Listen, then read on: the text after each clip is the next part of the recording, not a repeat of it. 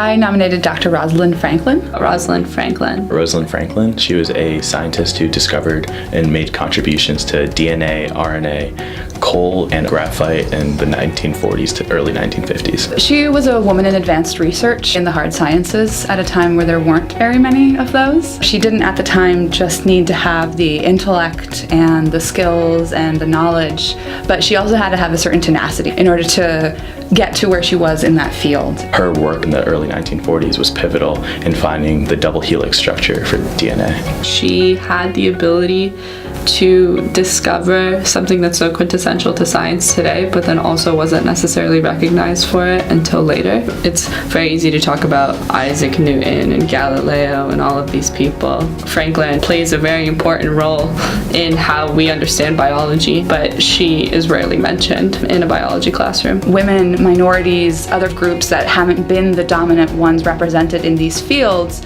have a harder hill to climb. It's important to make sure that we do celebrate their contributions and use that as a lesson for ourselves to try to break down some of those barriers that might still be in place, whether those are implicit or explicit. I think it's really important to give credit where it's due. It's disappointing that it took 50 years, but it's important that it happened. As a student, we're always taught to cite all our sources and make sure we reference where our work comes from.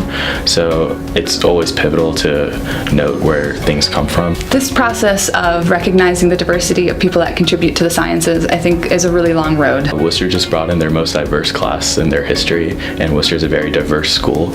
So being able to show these scientists who might not have gotten recognition during their lifetime or even after their lifetimes is really important for students like me to be able to see faces that might not be the stereotypical face.